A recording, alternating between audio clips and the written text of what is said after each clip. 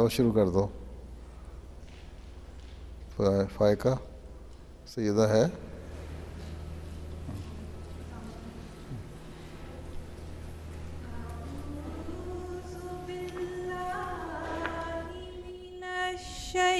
الشیطان الرجیم.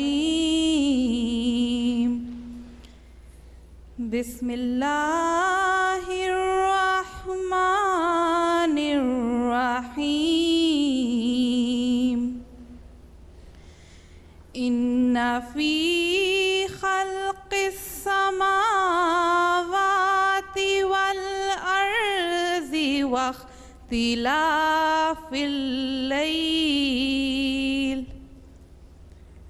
واختلاف الليل والنهار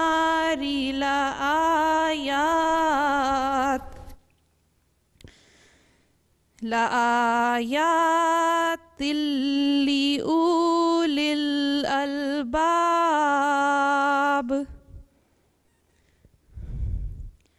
الذين يذكرون الله قياما وقعودا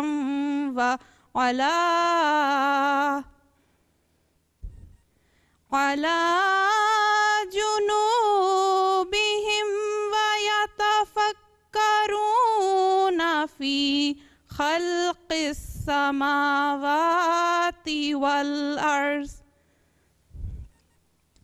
ربنا ما خلقت هذا باطلا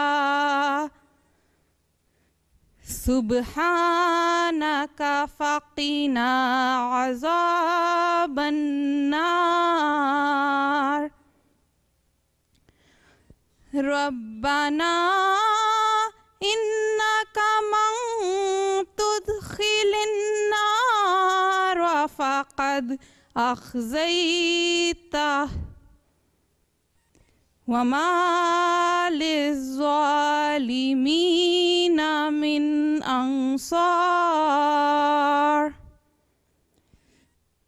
ربنا إننا سمعنا مناديا ينادي للإيمان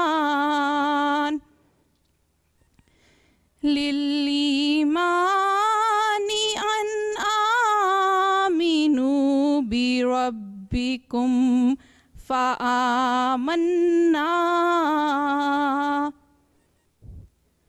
ربنا فاغفر لنا ذنوبنا وكفر عنا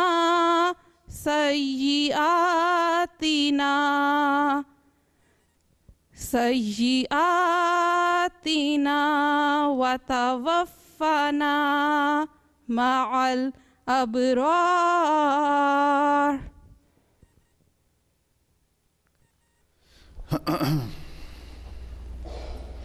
جی اب حدیث اور انگلش ٹرانسلیشن عطیہ مومن. Bismillahir Rahmanir Rahim. English translation of Surah Al Imran, verses 191 to 194. I seek refuge with Allah from Satan the accursed. In the name of Allah, the gracious, the merciful. In the creation of the heavens and the earth, and in the alternation of the night and the day, there are indeed signs for men of understanding. Those who remember Allah while standing, sitting, and lying on their sides, and ponder over the creation of the heavens and the earth. Our Lord, Thou hast not created this in vain. Nay, holy art Thou, save us then from the punishment of the fire. Our Lord, whomsoever Thou causest to enter the fire, him hast Thou surely disgraced, and the wrongdoers shall have no helpers. Our Lord, we have heard a crier calling us unto faith. Believe ye in your Lord, and we have believed. Our Lord, forgive us therefore our errors, and remove from us our evils, and in death number us with the righteous. Jazakallah. یہ حدیث تہرمینہ راجپوت. کون ہے تہرمینہ راجپوت؟ جو micro phone جو پیچھے دے دو جلدی سے. باللہ من الشیطان الرجیم بسم اللہ الرحمن الرحیم صلی علی محمد وعلی آل محمد کما صلیت علی ابراہیم وعلی آل ابراہیم انک حمید مجید. اللہم بارک علی محمد وعلی آل محمد کما بارکت علی ابراہیم وعلی آل ابراہیم إنك حميد مجيد. عن الحرث الأشعري رضي الله عنه أن النبي صلى الله عليه وسلم قال إن الله عز وجل أمر يحيى بن زكريا عليهما السلام ب5 كلمات وأنا آمركم ب5 الله أمرني بهن بالجماعة والسمع والطاعة والهجرة والجهاد في سبيل الله فإنه من خرج من الجماعة قيد شبر فقد خلع ربقة الإسلام من عنقه إلا إن يرجع وما دعا بدعوى الجاهلية فهو من جثاء جهنم. قالوا يا رسول الله وإن صام وإن صلى؟ قال وإن صام وإن صلى وزعم أنه مسلم فادعوا المسلمين بأسمائهم بما سماؤهم الله عز وجل المسلمين المؤمنين عباد الله عز وجل. Translation. Hazrat Hars Ashari Raziyallahu Anhu narrates that the Holy Prophet Muhammad Sallallahu Alaihi Wasallam said that Allah had commanded 5 things to Hazrat Yahya bin Zakaria alayhi salam, and I command you also for 5 things that Allah has commanded me. Number 1, be with the Jamaat. Number 2, listen to the Imam of the time. Number 3, and obey him. Number 4, if you have to leave your land for religion, then leave that land. And number 5, perform jihad in the way of Allah. Therefore, if anyone departs slightly from the Jamaat, he had actually left Islam, unless he rejoins the Jamaat. And anyone who calls for the traditions of time of ignorance, he is the fuel of hell. The companion asked, O Prophet of Allah, even if that person observes the prayers and keeps fasts? The Holy Prophet Muhammad Sallallahu Alaihi Wasallam replied, yes, even if he observes the prayers, keeps fasts, and considers himself a Muslim. But O servants of Allah the Exalted, remember that if they say we are Muslim, you should call them Muslims, because Allah the Almighty has given this ummah the name of Muslim and believer. Allahumma salli ala Muhammadin wa ala ali Muhammadin kama sallaita ala Ibrahima wa ala ali Ibrahima innaka Hamidum Majid.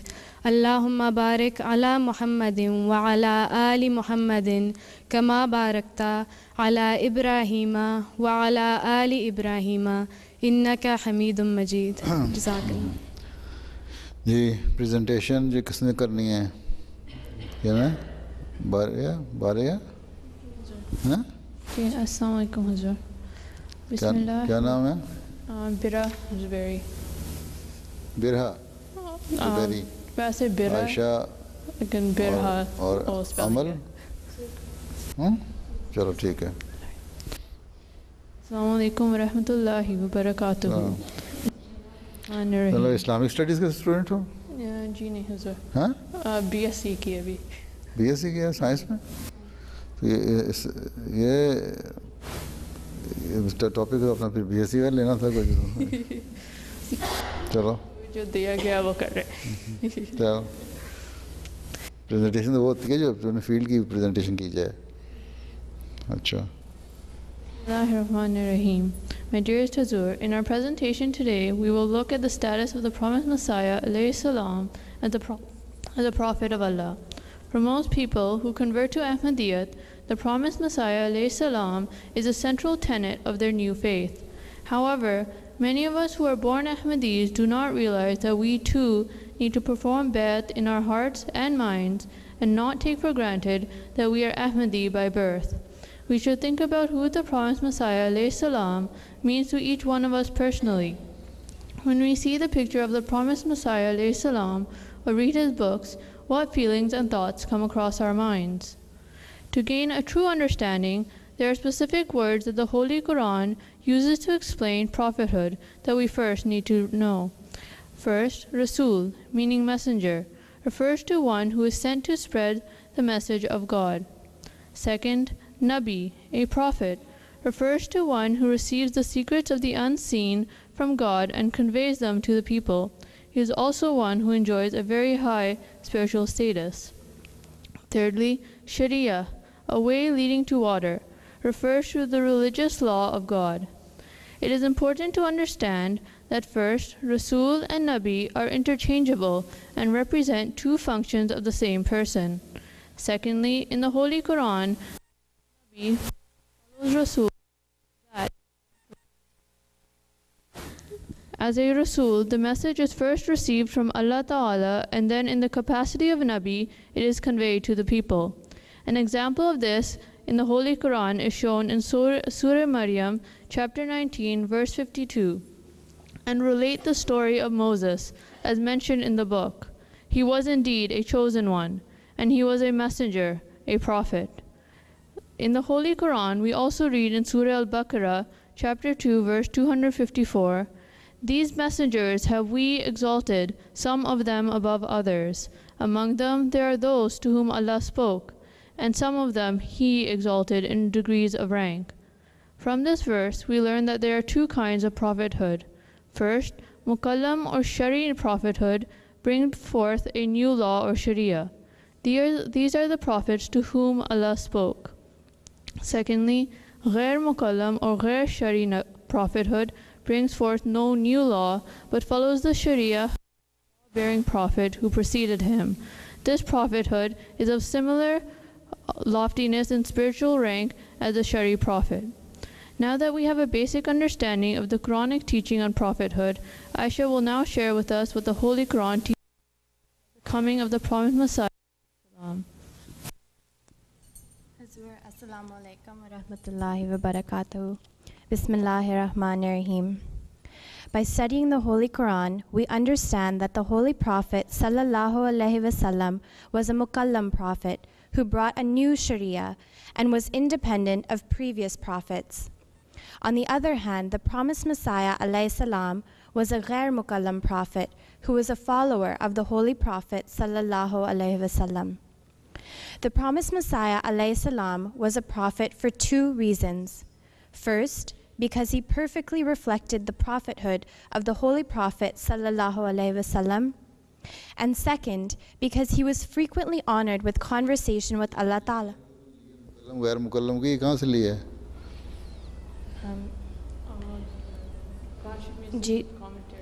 हाँ? Commentary थी. हाँ? Commentary थी. Commentary? कौन से? कुरान मजीद हाँ? ली गई थी. Which commentary? हजूर ये presentation हाँ? तलीम department ने बनाया हमारे लिए. हाँ? ये जो presentation ये तलीम department ने हमारे लिए बनाया है. किसने बनाया? तलीम department. हाँ? Third commentary? Third volume? हाँ? Short commentary. उसमें लिखा हुआ है. हाँ? ये जो कंफ्यूजिंग किस्म की है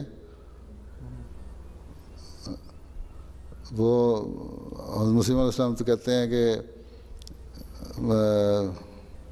वो खुदा जिसको चाहे अभी बनाता है कलीम. कलीम का मतलब है कलाम करने वाला. तो ये किस तरह लिया है, कंफ्यूज हो जाए. खैर बहरहाल ये तो ठीक है, शरी और गैर शरी की टर्मिनोलॉजी. ये मुकल्लम में पता नहीं किस तरह कंफ्यूज कर दिया आप लोगों ने. क्लियर नहीं है इसमें. हैं? अब वो क्या शेर है? अब भी उस अब अब भी उससे बोलता है जिसे वो करता है प्यार। वो खुदा जिसको चाहे हैं जिसे वो खुदा अब भी बनाता है जिसे चाहे कलीम, अब भी उससे बोलता है जिसे वो करता है प्यार। तो वहाँ तो कलीम बनाया हुआ है, फिर मुकल्लम और गैर मुकल्लम की कहाँ से अभी बातें। और फिर ये डिटेल में भी आया हुआ है, इसमें कंफ्यूजिंग है बहरहाल, लेकिन चलो तुम बताओ अपना बातें। पढ़ो लेट्स कंटिन्यू। मैं कंटिन्यू करूँ? हाँ, कंटिन्यू करूँ? Yes you continue. There are many verses in the Holy Quran that speak to the coming of the promised Messiah alayhi salam and that support his status as a prophet of Allah Ta'ala. Today we will take a look at two such chapters of the Holy Quran, Surah Al-Saf and Surah Al-Jumu'ah. The first prophecy dealing with the coming of the promised Messiah alayhi salam can be found at the beginning of Surah Al-Saf. In verse 7 we read, "And call to mind when Jesus, son of Mary, said, O children of Israel, surely I am Allah's messenger unto you, fulfilling that which is before me of the prophecies of the Torah, and giving glad tidings of a messenger who will come after me, his name being Ahmed.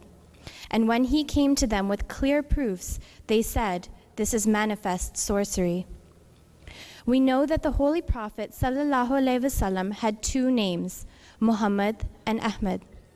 Muhammad was the Holy Prophet ﷺ's name of glory, and this name was reflected in his life in Medina, as it is then that Allah Ta'ala punished the enemies of Islam and gave victory to Islam. Ahmed was the Holy Prophet ﷺ's name of beauty, and this name was reflected in his life in Mecca, where he and his followers showed great patience and endurance despite terrible persecution. The promised Messiah alayhi salam has written in Brahine Ahmadiyya that he has also been called Ahmed in divine revelation, and thus, in his person, is the second manifestation of the Holy Prophet ﷺ. The promised Messiah alayhi salam embodied the qualities of beauty, and this is why he named our Jamaat the Ahmadiyya movement in Islam, because he wanted people to know that this sect is to bring about peace and security in this world. So although there are many more verses in this chapter, Surah Al-Saf, that speak to the coming of the promised Messiah alayhi salam, Amal will now guide us in an understanding of the verses in Surah Al-Jumu'ah. Assalamu alaikum wa rahmatullahi wa barakatuhu. Bismillahir Rahmanir Rahim. The second prophecy is related in the beginning of Surah Al-Jumu'ah, verses 3 and 4. He it is who has raised among the unlettered people a messenger from among themselves, who recite unto them his signs, and purifies them, and teaches them the book and wisdom, though before that they were in manifest error. And he will raise him among others of them who have not yet joined them. He is the mighty, the wise. There is a hadith that describes the exact moment when these verses of the Holy Quran were revealed. A companion of the Holy Prophet ﷺ, Hazrat Abu Huraira radhiyallahu ta'ala anhu, relates, "One day we were sitting with the Holy Prophet ﷺ when Surah Jumu'ah was revealed. I inquired from Muhammad ﷺ, who are the people to whom the words, and among others of them, who have not yet joined them, refer. Salman radhiyallahu ta'ala anhu, a Persian, was sitting amongst us. After the third time of asking him the same question, the Holy Prophet ﷺ put his hand on Salman radhiyallahu ta'ala anhu and said, If faith were to go up to the Pleiades, a man from these would surely find it. Bukhari. The Holy Prophet ﷺ's answer shows that the verses of Surah Al-Jumu'ah refer to a man of Persian descent. And of course, we all know that the promised Messiah ﷺ was of Persian ancestry. There are many more verses throughout the Holy Quran that speak of the coming of the promised Messiah ﷺ. It is very important that we carefully study the Holy Quran and understand its teachings on prophethood and the advent of the promised Messiah ﷺ. The promised Messiah alayhi salam has said, "I'm not a Rasul or Nabi by virtue of a new law, a new claim and new name, but I am a Rasul and a Nabi by the virtue of perfect reflection. I am the mirror in which the form of the Nabuwwat of Muhammad sallallahu alaihi wasallam are perfectly reflected." Nuzulul Masih, Ruhani Khizai, Volume 8, page 381. As an Ahmadi, it is important for us to understand the status of the prophethood of the promised Messiah alayhi salam and our oath of allegiance to him. As the promised Messiah alayhi salam himself explained, the true object of Ba'ath is to acquire the spiritual knowledge, blessings, and signs which bring about true repentance. The real purpose of Ba'ath is to enslave oneself to the spiritual leader and guide, and to acquire in exchange the knowledge, spiritual insight, and blessings which help to fortify the faith and sharpen the spiritual vision and establish a pure relationship with God. Likewise, it offers a salvation from the hell of this world and consequently of the hereafter. The Need for the Imam, page 44 to 45. May Allah Ta'ala grant us all the knowledge and understanding to become sincere and righteous followers of the Holy Prophet sallallahu alaihi wasallam and the promised Messiah alayhi salam. Ameen. Jazakallah ahsanal jaza. وہ کہاں ہے commentary ہے آپ کے پاس؟ Short commentary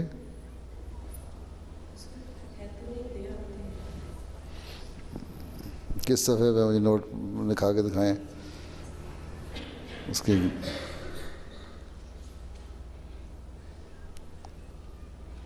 اچھا خیر any way, اب کیا ہے اور کچھ بولنا کسی نے؟ 5 منٹ ہیں آپ کے پاس، بات کرنی ہے تو کر لو. 6 منٹ، زیادہ پریسائز ہونا ہے تو 6 منٹ. ہاں جی کھڑی ہو،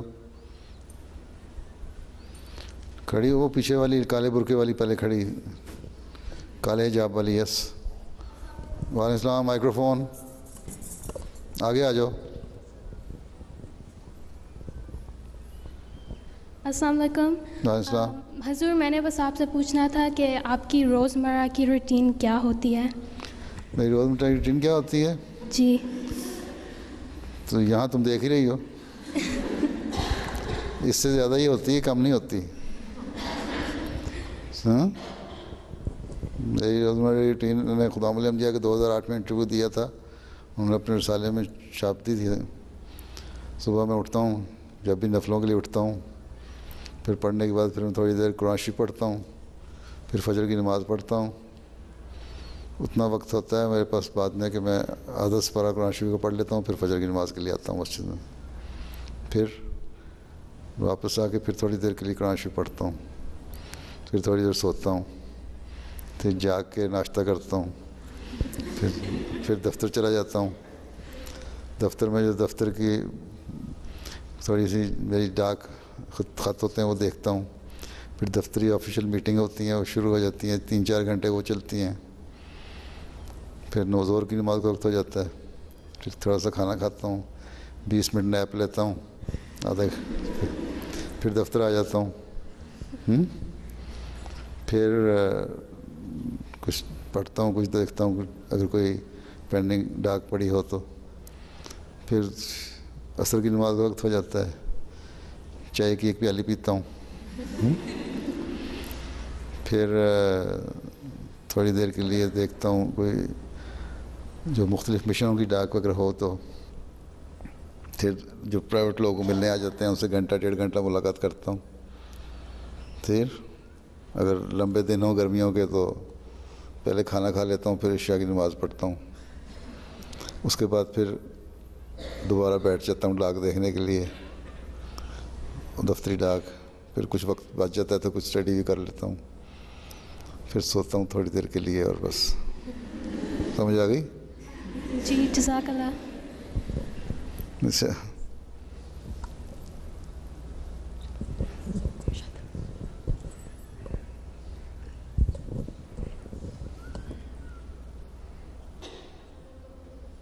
دے میرا سوال تھا کہ ہم کیسے سمجھائیں ہمارے غیر مسلم دوستوں کو کہ پردہ کیوں ضروری ہے. ادھر آؤ.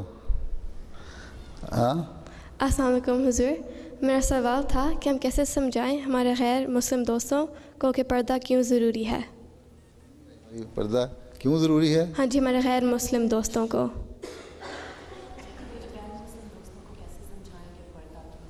کیوں ضروری ہے پردہ؟ یہ بتاؤ کہ ایک تو یہ ہے کہ ہم نے یہ قید کیا ہے کہ ہم اس دین کی پھر عمل کرنے والے ہیں جو ہمیں اللہ تعالیٰ نے بتایا.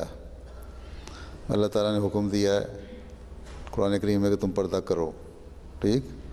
اور پردہ اس لیے بھی کرو کہ تمہاری جو اپنی ایک سینکٹیٹی ہے وہ قائم رہے ہیں، جو اگر نہیں ہوگی تو بے حجابی میں زیادہ مکس اپ ہونے سے، سوسائٹی میں لڑکوں کے میں ہونے سے، پردہ کرنے سے ایک تمہیں خود احساس رہے گا کہ میں نے زیادہ مکس اپ نہیں ہونا، اپنے درمیان اور لڑکوں کے درمیان ایک بیریئر رکھنا ہے.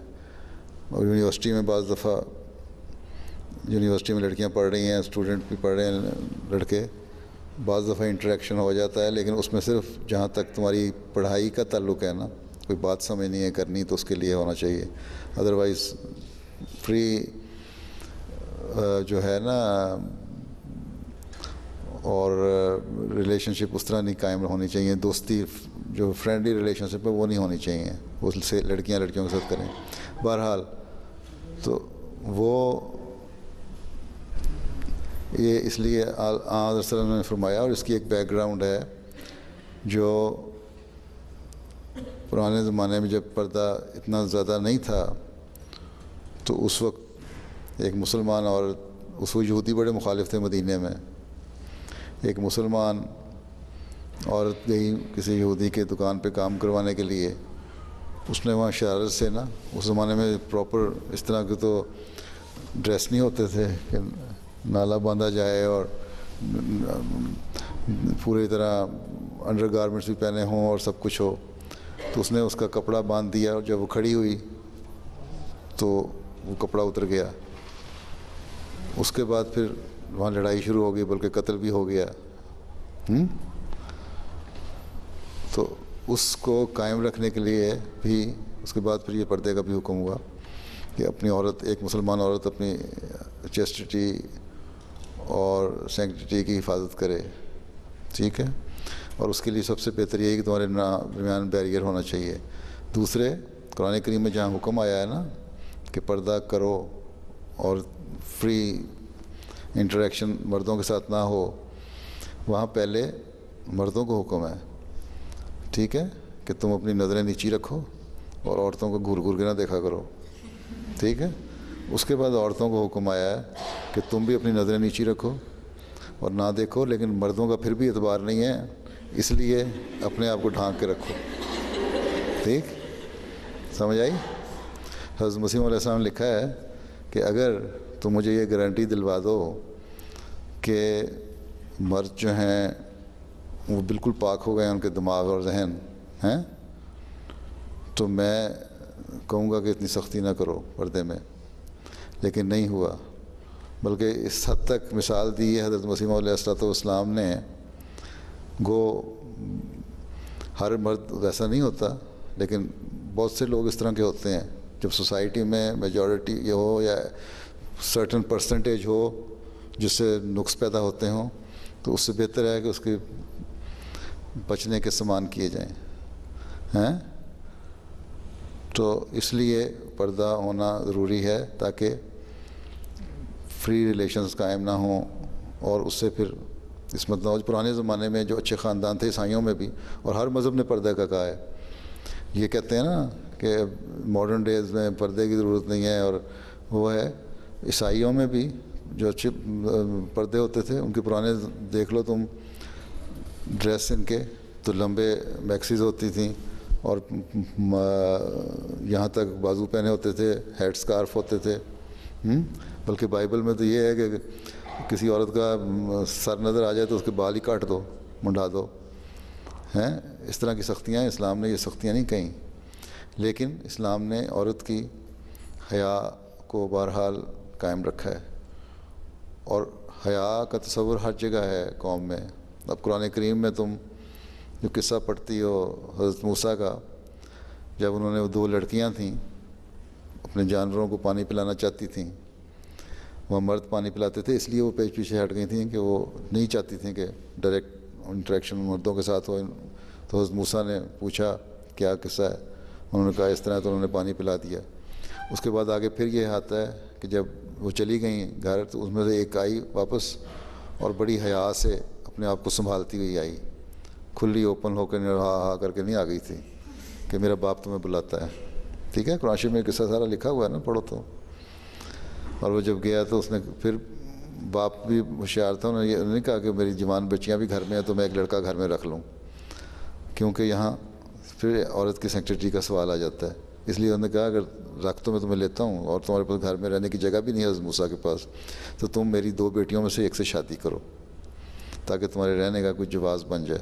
ٹھیک ہے، تو اصل اس کے جو ہے اصل چیز یہ ہے، عورت کی حفاظت کی گئی ہے پردے میں، اور اس کے لیے مرد کو بھی روکا گیا ہے. لیکن پھر بھی مرد کا بے اعتباری کی وجہ سے عورت کو کہا کہ تم اپنے آپ کو زیادہ سنبھالو. سمجھ آئی؟ مختصر جواب اس کا یہ ہے. ٹھیک، مائکرو بولو. اور کیا ہے مائکرو فون؟ ادھر ایک آگے بھی دے دو نا جلدی سے. ایک 3 سوال ہوں گے، ایک دوسرا سوال ہو رہا ہے، اب ایک اور زیادہ اجازت دوں گا اگر بشرطے کہ اس کا جواب لمبا نہ ہوا. السلام علیکم حضور. ہاں، میں نے پوچھنا تھا اگر جو واقفات یونیورسٹی یا کالج سے گریجویٹ کر رہی ہیں ابھی 23-24 سال کی، ان کے لیے کوئی ہدایات اگر ہوں تو. گریجویٹ کر رہی ہیں، ہدایات کیا ہیں؟ ہدایات تو میں اتنی دے چکا ہوں کہ تم ان کو پڑھ لو تو ٹھیک ہے. ہدایات یہ ہیں، گریجویٹ کر رہی ہے اگر تو ہوشیار ہو اور آگے افورڈ کر سکتی ہو پڑھنا، سبجیکٹ ایسا ہے کہ جو ریسرچ میں جانا ہے یا میڈیسن کرنا ہے یا اس طرح کی چیزیں ہیں، اور شادی بھی نہیں ہو رہی، رشتہ بھی کوئی اچھا نہیں آیا، تو پڑھ لو. اور اگر رشتہ آ جاتا ہے بیچلرز کرنے کے بعد یا ماسٹرز کرنے کے بعد، تو پھر پڑھائی کے نام پہ بیٹھی نہ رہو، پھر شادی کروا لو. ٹھیک ہے، دعا کر کے فیصلے کرو. یہ لڑکی کو اختیار دیا ہے اللہ تعالیٰ نے، اسلام نے، کہ شادی کا فیصلہ خود کرے اور دعا کر کے فیصلہ کرے، ماں باپ میں بوجھ نہ کریں. کوئی رشتہ ضرور. اچھا، درمیان میں سے اب وہ وائٹ اسکارف. یس، السلام علیکم ورحمۃ اللہ. White dress. نو پیچھے تم وائٹ تو نہیں ہو، تم تو کالے ہو. السلام علیکم حضور. حضور میرا سوال ہے کہ آپ نے کافی ملکوں کے پرائم منسٹر اور پریزیڈنٹس کو خط لکھا تھا، تو کیا ان میں سے کسی نے آپ کو جواب واپس دیا؟ ان کو جواب آئے گا تو دیں گے. مجھے پریزیڈنٹ اوباما کے بھی سٹاف میں سے، وائٹ ہاؤس کے سٹاف میں سے ایک آیا تھا وہاں ملنے. انہوں نے بھی یہی کہا. آپ کے پرائم منسٹر صاحب کے ڈپٹی اسسٹنٹ منسٹر صاحب جو آئے ہوئے تھے یہاں اس دن فنکشن پہ، انہوں نے بھی یہی کہا کہ دونوں نے ہمیں کہا ہے. اوباما صاحب کا بھی یہی جواب تھا، ان کا بھی، کہ ہم نے اپنی ٹیم کو جو ہے وہ اس کا جواب کس طرح دینا ہے، کیونکہ بڑا مشکل خط ہے ہمارے لیے جواب دینا. تو میں نے کہا تھا کم ایکنالوجی کر دو کہ ہمیں مل گیا ہے، یہ تو کرٹسی دکھاؤ. ابھی تک تو اتنی کرٹسی بھی شو نہیں کی. تو وہ سوچ رہے ہیں، کہتے ہیں ہم جواب دیں گے. مجھے ہر دوسرے تیسرے ہفتے پیغام مل جاتا ہے کہ ہم جواب دے رہے ہیں، پر جواب تیار نہیں ہو رہا ان کا. جزاک اللہ. جی لاسٹ وہ. ہاں نہیں، وہ پیچھے کھڑی ہوئی تھی. السلام علیکم پیارے حضور. میرا نام ہیرا احمد ہے اور میرے پاس سوال نہیں پر درخواست ہے. میں سیکنڈ ایئر یونیورسٹی میں. چلو اللہ تعالیٰ کو کامیاب کرے. اس کو دے دو، اس کو دے دو، اگلی کو دے دو. السلام علیکم حضور. میرا سوال ہے کہ اگر شادی کے بعد بھی لڑکی کی پڑھنے کی خواہش ہو تو کیا اس کی اجازت؟ اگر شادی کے پاس پڑھنے کی خواہش ہو تو اس کے لیے یہ ہے کہ اگر آپ پڑھنا چاہتی ہیں تو جس سے شادی کر رہی ہیں اس کو پہلے بتا دیں کہ میں نے پڑھنا ہے. ٹھیک ہے. اگر اس شرط پہ شادی کرنے کو تیار ہو تو ٹھیک ہے, لیکن اس شرط کے ساتھ ایک اچھے رشتے کو ضائع بھی نہیں کرنا چاہیے, ٹھیک ہے. لیکن وہاں یہ بھی رکھیں کہ یہاں ایجوکیشن مہنگی ہے کافی, اس کو یہ کنڈیشن امپوز نہ کریں اس پہ کہ تم نے میرا خرچ بھی برداشت کرنا ہے. پھر اپنا پڑھائی کرنی ہے تو اپنا خرچ خود برداشت کرو. یہ نہیں ہے کہ پیرنٹس کہتے ہیں کہ اچھا چلو اس کو لڑکی کی شادی کراؤ, اگلے کے خرچہ ڈالو, اگلے کے ذمہ خرچہ نہ ڈالو. پڑھ سکتی تو ٹھیک ہے, لیکن انڈرسٹینڈنگ سے, اور اگر نہیں کوئی شرط رکھی تو بعد میں بھی انڈرسٹینڈنگ سے پڑھ سکتے ہیں لوگ. میں نے کئی پروفیشن ایسے ہیں, مثلا میڈیسن ہے, ٹیچنگ ہے,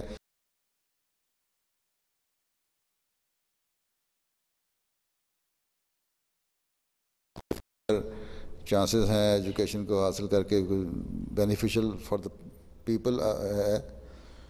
صرف اپنا فائدہ نہ دیکھو. تو پھر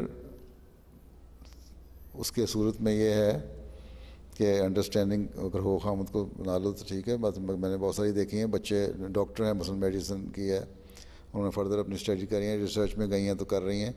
بچے 3-4 ہو گئے, جب بچے اس عمر کو پہنچ گئے کہ وہ اپنے آپ کو سنبھال سکتے ہیں, یا کوئی نانی دادی ان کو سنبھال رہی ہے, 8-10 سال کے ہیں, مطلب ہے پرسنل اٹینڈنس کی ضرورت نہیں رہتی ماں کی, تو پھر وہ انہوں نے باقی بعد میں بھی پڑھائی کی ہے. تو اگر شوق ہو تو کسی بھی عمر میں پڑھائی ہو سکتی ہے, ٹھیک. لیکن کسی اچھے رشتے کو ضائع نہ کرو اس لیے کہ میں نے پڑھنا ہے, اور کسی کو دھوکہ دے کے شادی نہ کرو کہ میرا خرچہ برداشت کرو گے. شادی تو ہو گئی ہوئی ہے, میں صرف پوچھنا چاہتے کہ رکنا چاہیے. شادی ہو گئی ہے؟ ہاں جی حضور, بیٹا بھی ہے. بس بیٹا بھی ہے, شادی ہو گئی, خامد اگر راضی ہے. اور اگر کیا پڑھا ہے؟ کمپیوٹر سائنس پڑھ رہے ہیں. کمپیوٹر سائنس تو ایسی کوئی چیز نہیں ہے جیسے پیسے کمانے والی چیز ہی ہے. نہیں, کمپیوٹر سائنس میں کوئی ضروری نہیں ہے ضرور پڑھا جائے آگے. ہاں اگر میڈیسن ہوتی, ریسرچ ہوتی, یا کوئی اور چیز ہوتی تو پھر میں کہتا ٹھیک ہے. ہاں جی, معاہدہ نام ہے, نہیں لجنہ مالا لکھا ہوا, میں معاہدہ سمجھا تھا. ہاں ایک بس آخری سوال. ہاں مائکرو فون.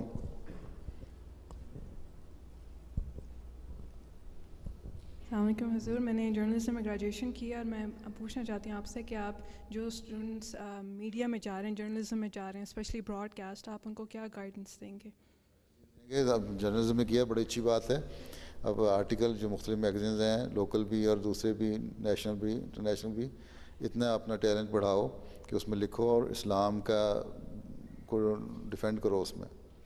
ہیں آپ بتاؤ, مطلب یو کے میں بہت ساری لڑکیوں کو میں نے کہا, اور انہوں نے لکھے ہیں پردے پہ مثلا حجاب کیوں ضروری ہے, کیوں ہم لیتے ہیں, بڑے بڑے اچھے آرٹیکل لکھے ہیں لڑکیوں نے, اور ان کے منہ بند کرا دیا. اگر وہی تم لوگ آرٹیکل لکھو گے تو اس کو اپنے پرسنل ایکسپیرینس سے ان کے جواب جب جائیں گے تو ان کا بھی ہو جائے گا.